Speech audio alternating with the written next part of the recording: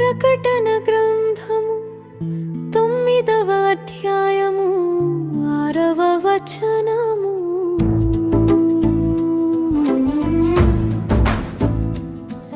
ఆ దినములలో మనుష్యులు మరణమును వెదకుదురుగాని అది వారికి దొరకదు.